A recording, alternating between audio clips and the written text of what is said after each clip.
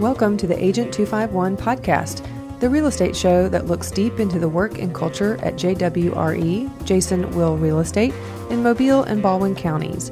Jason, Agent 251, investigates and spills the beans on his case closing clues and industry secrets for motivating agents while educating buyers and sellers.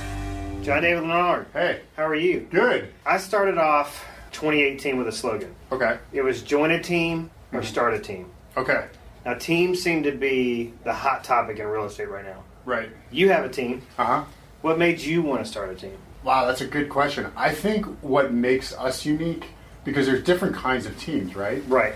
We were what you'd think of as a family team. Yeah, because your sister works with you, right? My sister works with me. My father started in real estate in 1985.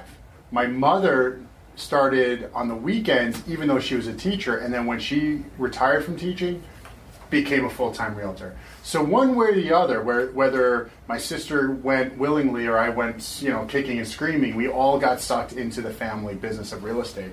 So a couple things happened. One, if I were going to do real estate, I thought to myself, I'd want to do it differently, my way. And not to say my father didn't do it a good way, but his way was do a lot of business, burn out, crash, not get out of bed, do a lot of business, burn out, crash, and so on and so forth. Right. I love that. So what happened was, growing up with a father in real estate, I didn't see him as much as, maybe I would have liked to have. All right. So when I say I wanted to do it my way, I needed to have that work-life balance, but I'm also very competitive. And I want to achieve great things. So how could I do both at the same time? It seemed to me that what you could accomplish as a family team, while it is more than a single agent, it wasn't enough to get to where I wanted to be in my business and what the potential was. So I set out to begin evolving the team away from the family business and the family style team to what we would now consider kind of more the traditional, where you have not necessarily people of the same genetic code on the team. And so we set out to build the systems and the training and provide value for agents that would maybe do well on their own, maybe do great on their own, but could come and be with us and, be rock stars, if you will. How long have you been on this team building journey, would you say? It's been a couple of years now. We've had some growing pains here and there, but we've been I think now we're really dialed in, especially with our systems. It's really, really important. I can't tell you how important it is. If you are kind of like that artist person who just goes out there and crushes it, but you still need that balance, and you still need to grow that team, you need an operator. You need that person behind you to take the ideas that you have and facilitate what you need and what your prospective team is going to need so that you can retain top talent, give them a value proposition that's worthwhile, and grow. Here's some things that I see, is that potential team builders, they always think it's easier than it's actually going to be. Yeah. But they make those bad hires initially, and a lot of them give up. And so what I'm trying to encourage people out there to do is to realize you're going to make bad hires. Yeah. You're going to have growing pains like you just mentioned. Yeah.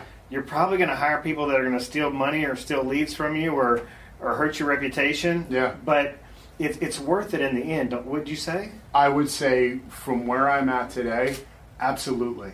First of all, look, I'm just going to say, you probably wouldn't begin if you knew exactly how hard it was going to be, even if it was worth it. So a little naivete isn't necessarily a bad thing. And also, if you're already, joking aside, if you're already a high-producing agent, it's a matter of necessity because you're going to burn out. You don't want to be like my dad, who's working with this group of clients. So what happens? He stops lead generating. So by the time they all close, not only is he, burnt out, but he doesn't even, his funnel is empty. So you realize then, okay, the next step is, well, I need an assistant. And then from there, well, I know I have an assistant, but I have these extra buyers that I can't really handle. I may give them out to some people in my office for a referral fee, But even that's not really quite cutting it. It's hard to follow up with them. They're not doing it the way I would have done it. It's my reputation at stake. Well, then you have your first buyer's agent. You see how natural that happens? You could get into the business from day one and say, I'm going to build a massive team. And I've actually seen it happen. It's not easy to do. But if you're like most agents out there, it's just a natural progression. And I agree with you 100%, Jay. I've made my mistakes. And it happens. But if you don't learn and grow from those mistakes, well, then what was the point of going through the exercise in the first place? Right. We've got a really successful independent agent in our market with a big national brand. Mm-hmm. His production with an assistant rivals the production of my team, which is about 15 salespeople. So It's him and an assistant. He's a young guy, let's say mid to, probably 35, you'd say. Uh-huh. And he's not somebody I'd want to recruit culturally to my brokerage or even to my team, but he's just a rock star. Yeah. So I've reached out to him, and we have these polar opposite opinions. Mm-hmm. He thinks the team is complete bull. Okay. He thinks you're giving money away. Okay. It is this because it's all the rage in real estate right now. He's actually going on a crusade against team building. Interesting. So it's really interesting. So he's crushing it right now. We have a coastal condo market, and he's like a young condo king, and he's a hustler. You'll see him out showing condos at 7:30 at night. Mm-hmm. Not something I envy. Mm-hmm. I do envy his bottom line because he's a heck of a lot more profitable than, let's say, I am, as a team builder. But here's the things that I point out is that one day I will be as profitable because we're talking about team growth, team expansion. Right. This is a process. Right. But what happens if he gets hurt? Right. What happens if he gets sick? And like you said, he can't keep up that pace. That's what comes to mind. There are outliers out there. They are gung-ho, extremely energetic. They'll knock on a door and I'm going to sell your house, I promise. And they'll get a certain percentage of the market. But how long they can sustain that, and as well as that, sustain a level of quality that the consumer is going to be okay with, that's what I would be concerned about. If he can do it, that's great. But you said, and age isn't necessarily, age is a mindset in a lot of ways, but just in general, like how long can you sustain that for? That's my question. Whereas you are maybe taking the turtle approach, the tortoise and the hare. Yeah. You're taking the tortoise approach. Look, we have on our wall, a team always outperforms an individual. Maybe not today, maybe not tomorrow, but in team building, eventually you will. That's the bottom line. Well, and I've heard from people that have picked up buyers from him because they couldn't get him on the phone. Yeah. So things are falling through the cracks, even though he's crushing it. Yeah. Like I'm talking close to $80 million a year. I wouldn't be surprised if every market almost has. There's somebody in my market who's exactly like that. And here's the thing: I could be fearful of it. I could try to rearrange how I was going to do, how I was going to build my team. But I've got a plan, and I keep running those numbers, and the plan works. Look, in my class, I was talking about bringing value to the consumer. Right? If you don't bring value to the consumer, let's just say it like it is, you're going to be dead because word gets out. In our area, I live in the Smithtown area. It's got to have 3,000 people on the Facebook group known as Smithtown Moms. 1 or 2 or 3 people going off on any business. Forget realtors, on any business on Smithtown Moms, that business is dead in the water. So you got to take into consideration that you may get away with it in the short term, but over the long term, if you're going to provide consistently good quality service at a level that is profitable and makes it worthwhile for you to even engage in that endeavor, you got to provide good training to high quality people that can deliver that 5-star service.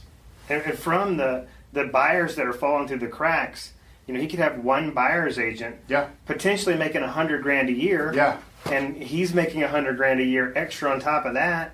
If they're on a 50-50 split, because he does have a high price point and a lot of volume. And I've heard it's really hard to get him on the phone. So you know what I think then? It sounds to me like this particular person may be coming from a place of scarcity. And that concerns me a little bit, because on our team, we come from a place of abundance.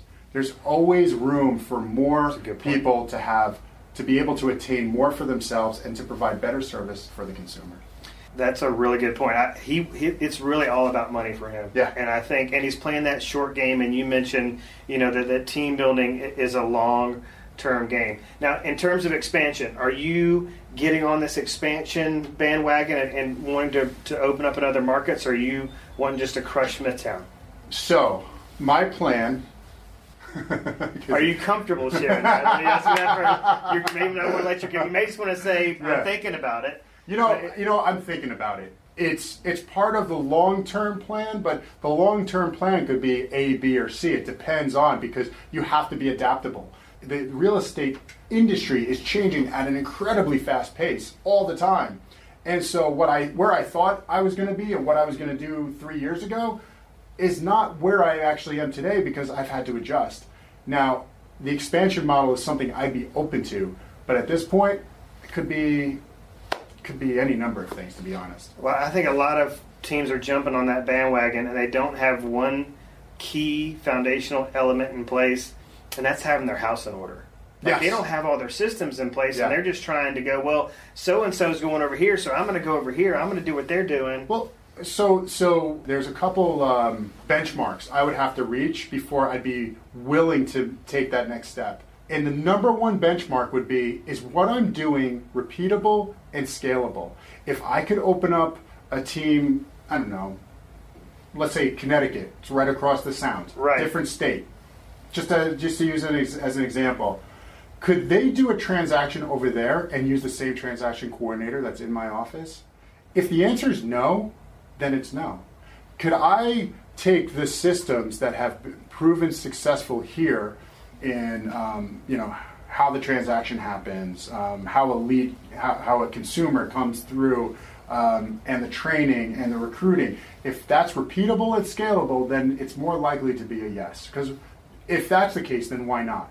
But I think you're right. I think a lot of people fall into the trap that they think it's going to be easy, or at least not doubly as difficult as what they're doing now. And I think what they're finding is it's actually exponentially more difficult if their house is not in order. The other issue that I'm seeing happening in the industry, and as it relates to teams, and this agent I referenced from my market kind of has a point on the profitability side. Yeah. There are a lot of dysfunctional teams because their house is not in order. They don't have the systems. They have a culture problem. But a big part of it is profitability. So they're kind of giving teams a bad rap, I feel like, because they don't know how to run their business like a business. Can you discuss the ideal profitability model for a team, like what percentage in profit they should be making, what percentage goes to the government, what percentage is operating expenses? How do you handle that?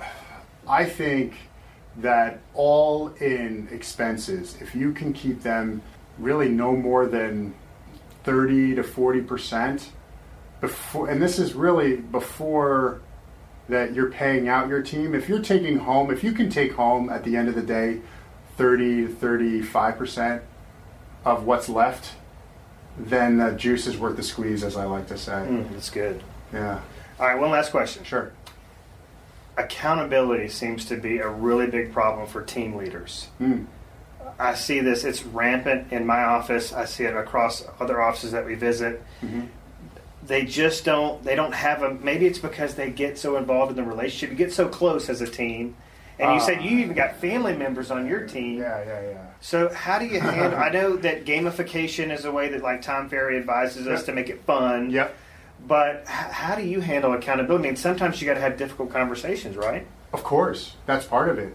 But first of all, if you are the highest producing agent on your team and you're also the team leader, it's kind of a problem. Maybe not in the beginning, but that is also unsustainable, because then what I fear is when your agents need you, then you may not be there for them. And you might have people in place to be your sales manager and all that stuff. I don't know. That's where I'm at right now. Because I mean, if you are a big enough team and you have trained in general manager or sales manager who has the capability, they may be able to take over a lot of that role. But I mean, at some point, you're the CEO. the CEO of a large corporation doesn't go out and they knock on doors and sell, right? They make sure that the ship is running in the right direction, it stays afloat. They go out and get big accounts, but they're not pounding the pavement. At some point, like you were saying, you got to treat it like a business. You have to wean yourself off of doing the transaction, one transaction at a time. So you can look at the big picture and say, okay, if I have 5 agents doing 2 transactions a month minimum to stay on the team, that's going to be X amount of revenue to me. You figure it out that way. Then you make sure it all works, because I know on a daily basis, I'm trying to steer that ship and trying to do transactions at the same time. It's not easy. So you can't work on your business if you're still predominantly working in your business. Yes. Unless you have this rock star sales manager. Yes. That could be a caveat. Yes. So you're still in production? Is that what I heard you say? I am drawn to it sometimes, almost like an addiction. But yes, I try to do the minimum number that I can. For this year, it's 15. I've done 7 transactions so far, but even then I believe that I'm not in my business as much as I should be when I'm trying to save transactions, put fires out.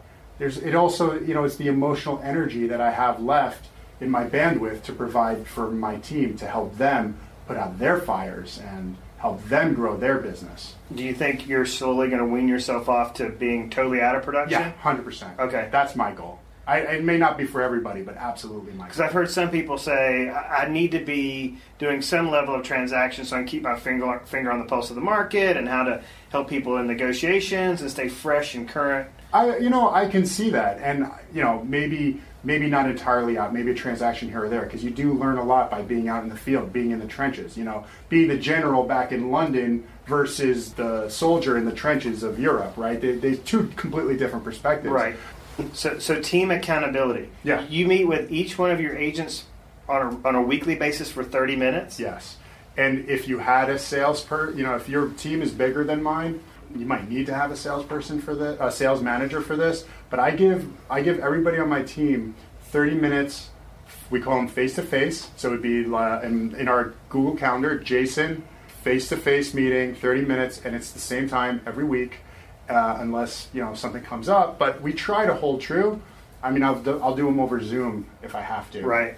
Same questions every week. Pretty much the same. It's a formula. We go through their boomtown, and I just want to focus on their hot leads. Be honest. I start with their new leads, because if I see new leads in our boomtown, they shouldn't be new for more than 24 hours before you've gone in there and changed them to qualify or something else. But from there, I make sure they don't have any new leads. Then we focus on the hot leads, because that's where the paycheck's going to come from. That's where the next consumer, that's where the next transaction is going to come from. And those are the people, we define a hot lead in our boomtown as somebody that's going to transact with you within the next 30 days or less. So if I come back the next week and somebody hasn't transacted with you, I'm still asking, how much further are they along? And that's part of the process. And very often they drop out of hot. Or they may be asking about somebody that's in nurture or qualify. Whoa, this person's hot. Let's put them in hot, right? And so it's back and forth. But then it's also, because every Monday we have what we call our ninja meeting. And that's basically all hands on deck. We start with the wins. We start with challenges. And people are willing to share, but there's certain things that they're not willing to share out of embarrassment, or they're nervous about what I'm going to say in front of everybody, even though I try to be, an open and caring and nurturing team leader. Still, it's the dynamic. So when it's one-on-one, they might say things to me and give me their worries or fears that I can't get from them at the general Monday meetings. And that's really the second part. And then the last part is I ask them, what's preventing you from getting to your next accepted offer? Give me an example. And so from my experience of 10 years in real estate, they tell me where they've hit the wall in any one person. Hey, why don't you text them this? Or why don't you call them and tell them that? Or the next time you see them. And, I end up sometimes looking like the hero, because I was able to give them, from my experience, something they had not yet experienced. And then now it becomes part of their toolkit. I would imagine that would give you tons of stuff to talk about. Do you do a team meeting as well? Yeah, Mondays, yeah. So that would be like, hey, sounds like everybody's having this kind of common issue. 100%. All right, so if somebody has a new lead, it's in new longer than 24 hours, do they lose it? They could lose it, yeah. They could lose it. Yeah. Because what happens, sometimes they just haven't gotten in there to change or they forgot to change the category. Yeah. Sometimes they haven't gotten in to change the category. Fine.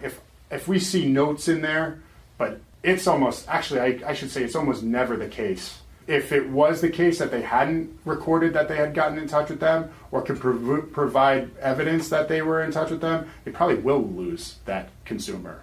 What about qualified leads? Do you have a standard of how many times they should try to connect with the lead before it goes to an archive or a trash? That's actually part of our one-on-ones. I will talk about that, and under extreme circumstances, it might go to archive. Trash is only trash if they're trying to sell a carpet cleaning service or something. That's trash. Nothing else is trash. You just haven't gotten through to them yet. You haven't maybe created the right value proposition for them, or they may not be ready for you yet. And that's what I was talking about before. When they're on this journey, this customer journey, they may be too far out to sound serious, but you archive them, you could lose an amazing opportunity 6 months down the road.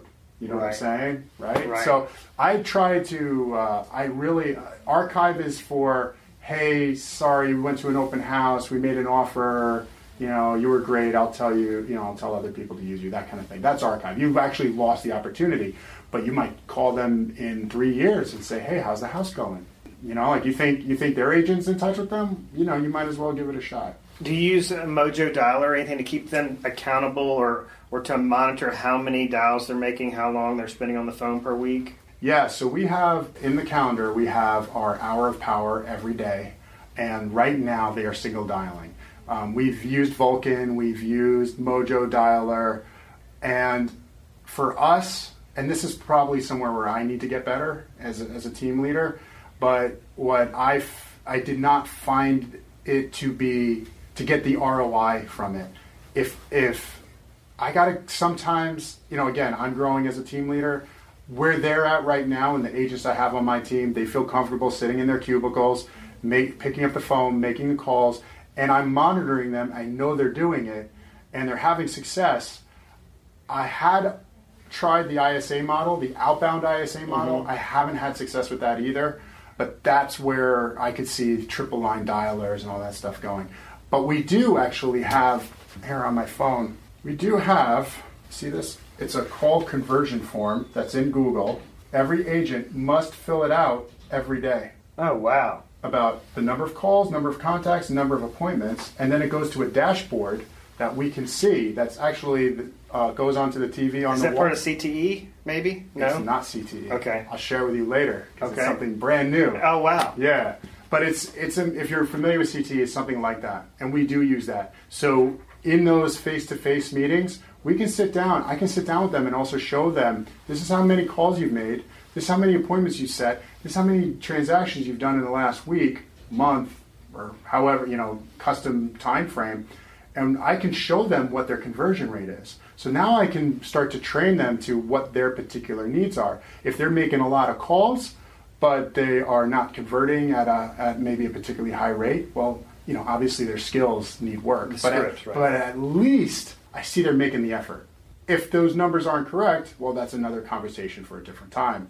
But if they are not making many calls, but converting at a higher rate, wow, imagine what it would be like if you were making more calls. You could reach your goals sooner. Maybe we need to raise your goals, that kind of thing.